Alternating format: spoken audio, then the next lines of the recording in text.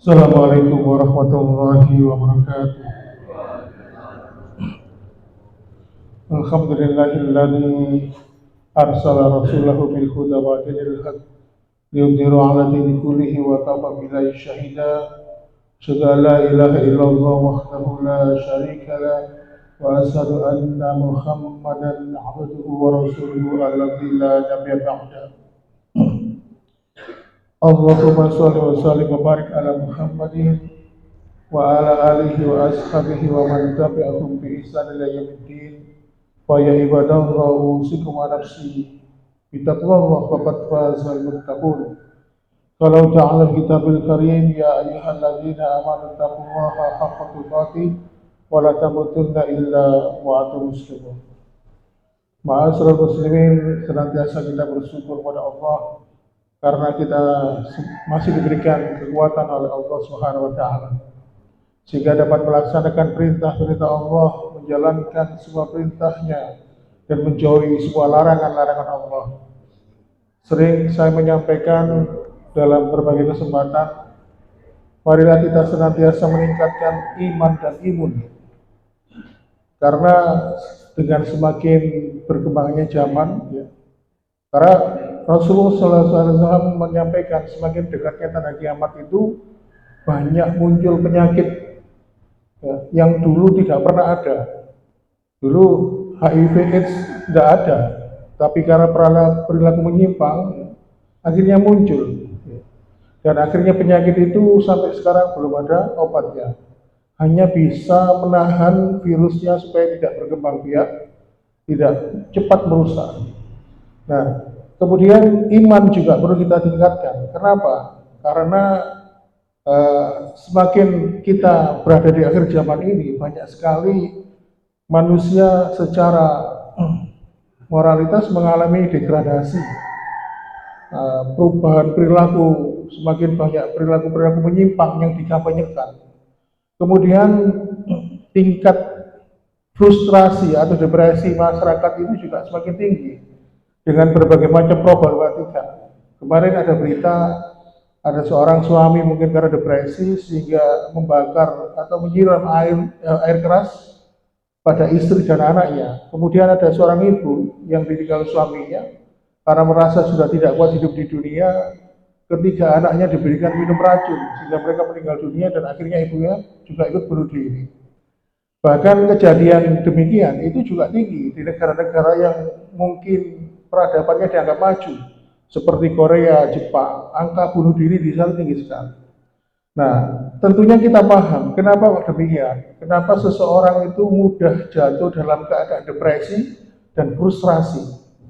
Karena depresi dan frustrasi ini kalau menurut dokter spesialis jiwa dikategorikan sebagai RTTGJ, resiko tinggi terkena gangguan jiwa.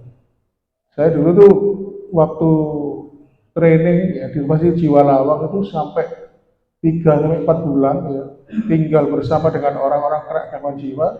Kita belajar ilmu perilaku di sana, jadi mengetahui kebanyakan mereka yang tinggal dirawat di rumah sakit jiwa itu karena depresi, tidak bisa menerima kenyataan hidup. Makanya salah satu yang diajarkan oleh Allah adalah kita harus belajar menerima segala realitas, bahwasannya realitas kehidupan itu hanya Allah lah yang berkuasa atas kehidupan kita. Oleh karena itu, fenomena seperti ini sebenarnya sudah diberitakan oleh Rasulullah sekitar 1400 tahun yang lalu. Bahwasannya nanti di akhir zaman, manusia itu banyak yang mengalami depresi dan frustrasi. Sebabnya apa? Ya karena mereka tidak mempunyai keimanan dan keyakinan yang begitu kuat. Ya, tingkat ketawakalnya kepada Allah itu tidak kuat sekali. Dalilnya mana? Rasulullah SAW bersabda, la taqmusa hatta yamura rajul bikobri akhi fayaqulu laitani makanahu.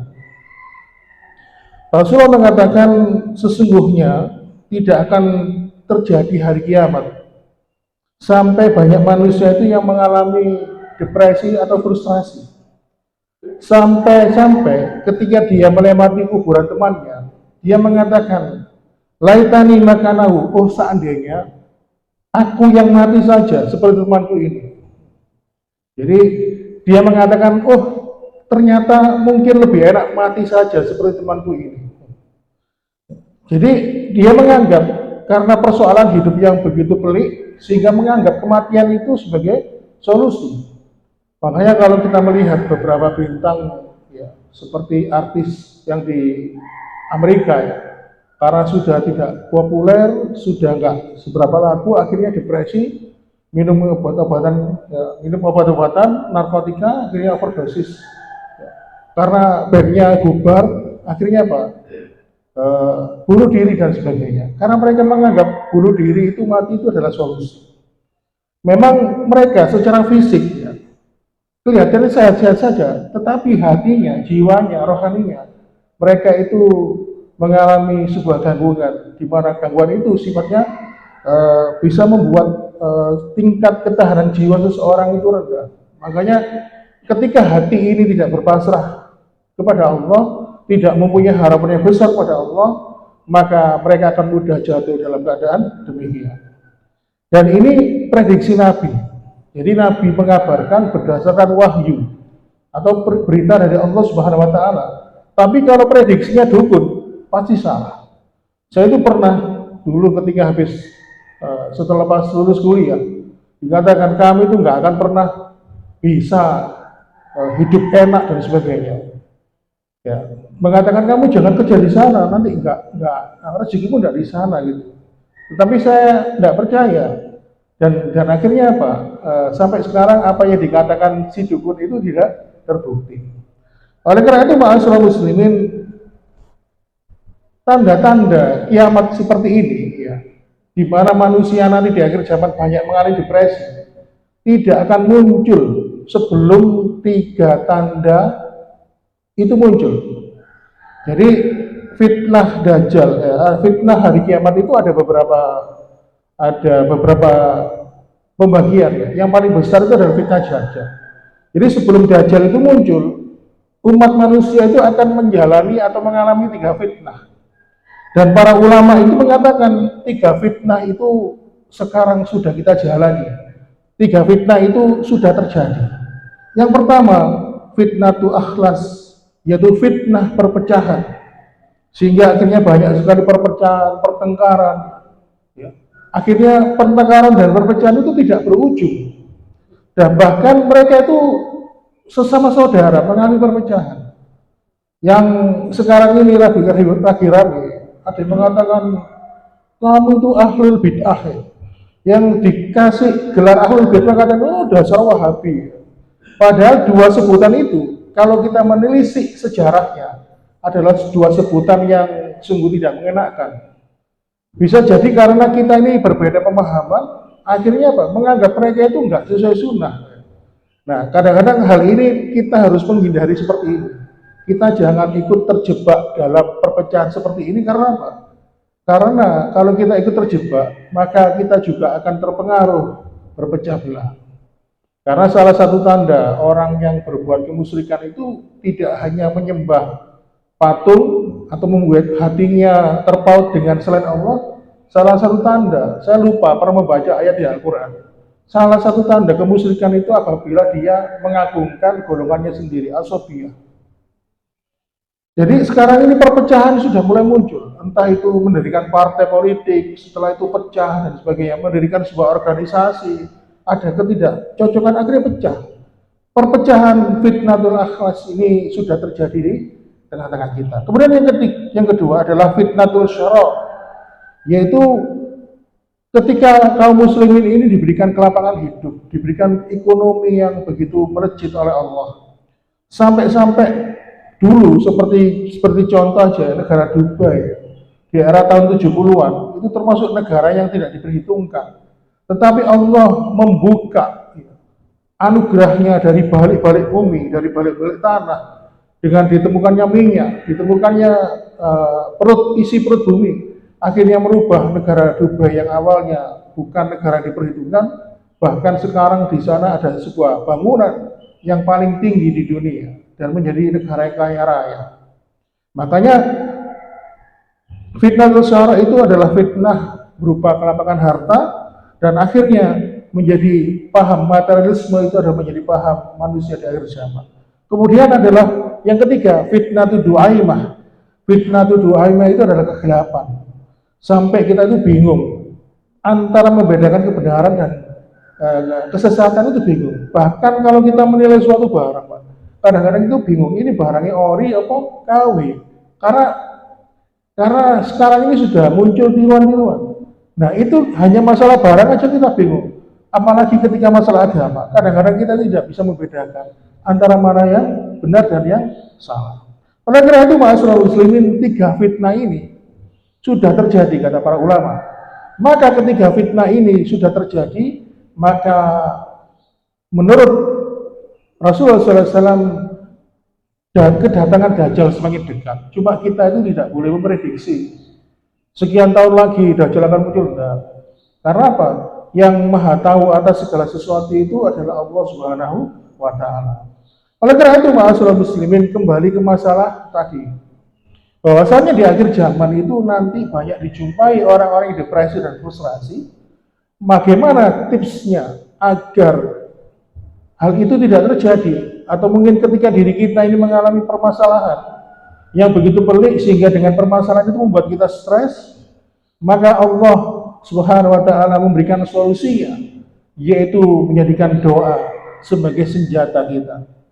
Karena doa itu bisa mengurangi depresi, bisa mencegah frustrasi, bisa mengobati stres. Kenapa? Kalau seseorang itu, seorang beriman tidak berdoa, maka kalau tidak ada piranti lunak namanya doa, maka bisa dibayangkan bagaimana dia bisa melepaskan semua kesulitannya. Karena doa itu adalah sarana dia untuk curhat kepada Allah. Doa itu bisa menguraikan kekecewaan, doa itu bisa menyembuhkan luka di dalam hati, di dalam batin. Doa itu bisa menumbuhkan harapan kepada Allah Subhanahu wa Ta'ala. Dan tentunya doa itu bisa menghilangkan kekhawatiran. Makanya orang yang banyak berdoa, ya, dan tahu bagaimana seni dalam berdoa, bagaimana dia ketika berdoa itu seakan-akan curhat kepada Allah, menceritakan keluh kesahnya kepada Allah Subhanahu wa Ta'ala, maka insya Allah dia tidak akan pernah jatuh dalam keadaan depresi dan frustrasi. Makanya Rasulullah mengatakan doa silahul mukmin, doa itu senjatanya orang beriman. Jadi yang dinamakan dengan senjata, maka senjata itu pasti bisa melawan, masih bisa mengurai segala kesulitan hidup manusia. Kalau kita ini pernah ditipu orang, ya berdoalah pada Allah, curhat pada Allah. Karena apa? Doa itu bisa menghilangkan kesedihan. Doa itu bisa seperti yang dilakukan oleh para nabi. Seperti pada pertemuan kemarin, saya menyampaikan bahwa orang yang paling banyak diuji oleh Allah itu adalah para nabi dan rasul. Tetapi kenapa para nabi dan rasul itu dikasih oleh Allah ujian yang begitu beratnya, persoalan hidup yang begitu pelik, tetapi mereka kok tidak pernah stres? Nabi itu tidak pernah stres, Pak. Walaupun dikasih ujian berapapun beratnya. Karena apa? Karena para nabi dan rasul itu adalah hamba-hamba Allah yang paling banyak berdoa. Dan bahkan doa-doa mereka sampai diabadikan oleh Allah, ya, di dalam Al-Quran. Bahkan doa itu bisa dijadikan sebagai sarana ibadah oleh Allah Subhanahu wa Ta'ala. Oleh karena itu, ma'asyiral muslimin, ini ada kisah yang cukup menarik berkaitan dengan kisahnya Nabi Zakaria. Waktu itu Nabi Zakaria sudah mencapai usia 70 tahun. Istrinya pun juga demikian. Usianya juga 70 tahun. Tetapi Nabi Zakaria sampai usia setua itu belum pernah atau belum mendapatkan keturunan. Nah, suatu ketika Nabi Zakaria ini kan punya keponakan namanya Maryam, ya. Maryam ini nggak pernah kemana-mana. Dia hanya berada di dalam sebuah mihrab, ya. Di dalam sebuah ruangan, dia di situ hanya beribadah kepada Allah, menyembah kepada Allah. Dan dia tidak pernah keluar dari situ. Dan ketika Nabi Zakaria ini nyambangi Maryam, betapa kagetnya. Ketika Maryam ini berada di musim panas, dia kok bisa menikmati buah-buahan dari musim dingin. Ketika Maryam ini berada di musim dingin, dia kok bisa mendapatkan buah-buahan yang hanya ada di musim panas. Lalu ditanya, Maryam itu oleh Nabi Zakaria, kamu dapat buah ini dari mana? Ya dari Allah. Siapa lagi yang bisa memberikan anugerah ini kepadaku kalau bukan Allah Subhanahu wa taala? Kemudian karena melihat hal ini, akhirnya Nabi Zakaria mempunyai keyakinan bahwa Allah pasti mengabulkan sebuah permintaan doa dari hamba-hambanya. Sehingga akhirnya dengan kejadian seperti ini yang terjadi kepada ponakan yang bernama Maryam, Nabi Zakaria pun tidak pernah berputus asa, tidak pernah berhenti berdoa kepada Allah untuk memohon keturunan.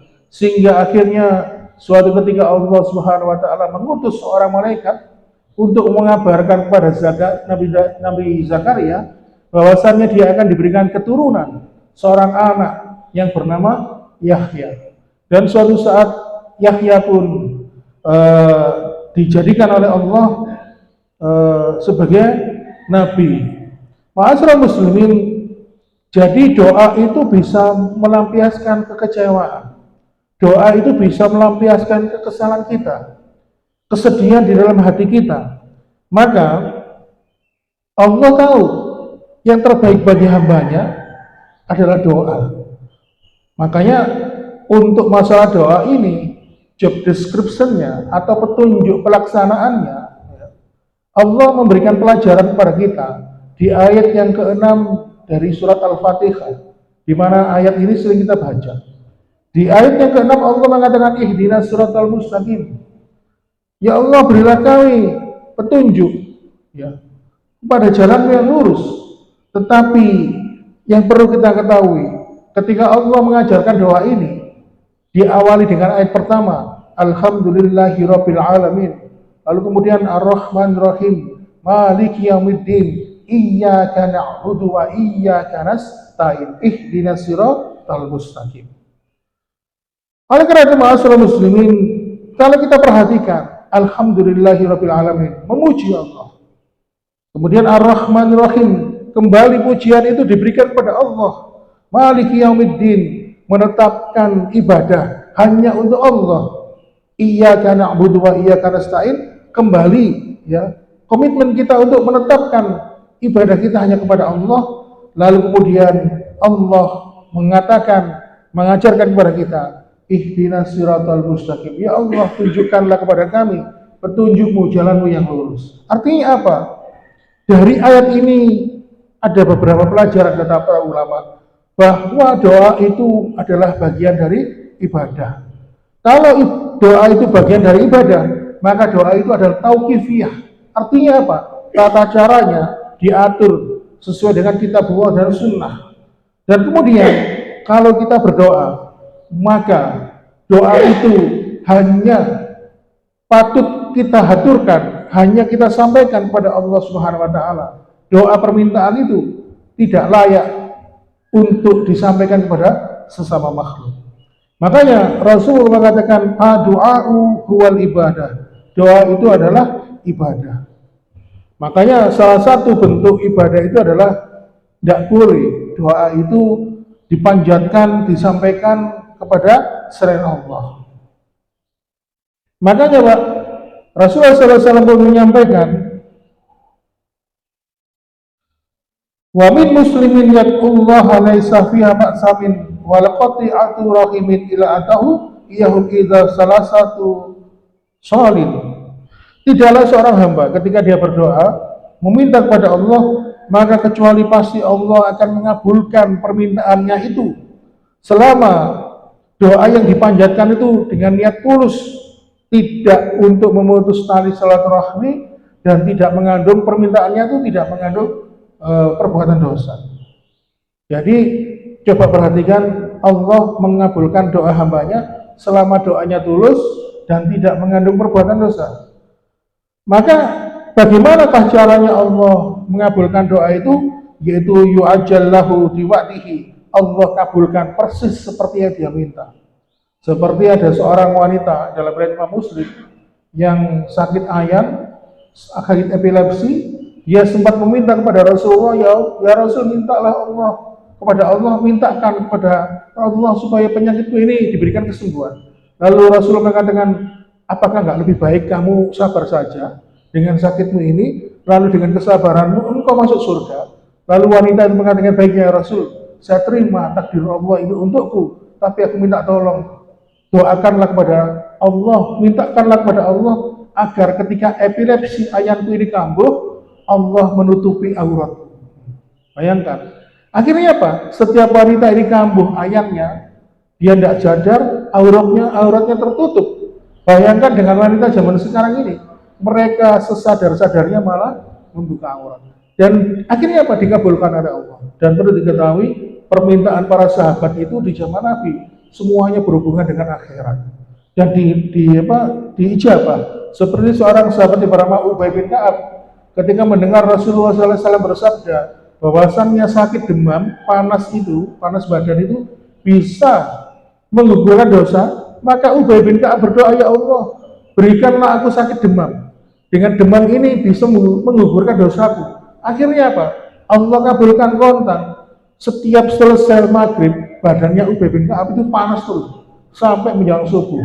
Dan ini terjadi setiap hari hingga beliau meninggal dunia.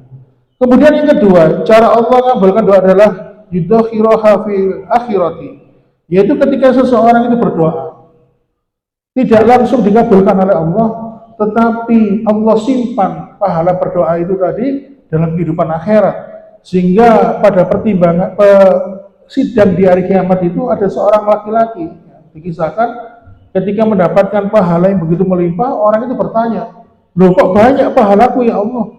Ini dari mana? Ini adalah pahalamu ketika dulu berdoa di dunia.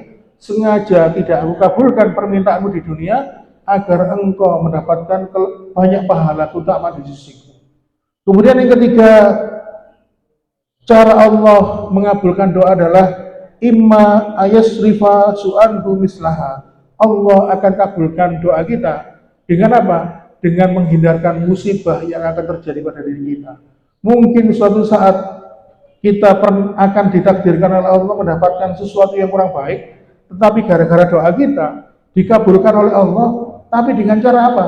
Menghindarkan kejadian buruk, menghindarkan kita kepada kondisi yang tidak baik.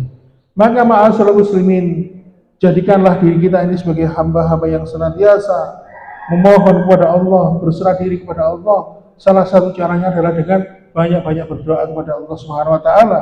Karena doa itu adalah ibadah, intisari dari ibadah, maka kita harus mengetahui bahwasannya inti dari ibadah doa itu adalah kita mengakui kehambaan diri kita di hadapan Allah Subhanahu wa taala, dan kita mengakui bahwasannya Allah berkuasa atas segala sesuatu dan kita bergantung kepada Allah Subhanahu wa taala. Demikian ma'asyiral muslimin, mudah-mudahan ada guna dan manfaatnya. Mohon maaf bila kekurangan. Saya akhiri, wassalamualaikum warahmatullahi wabarakatuh.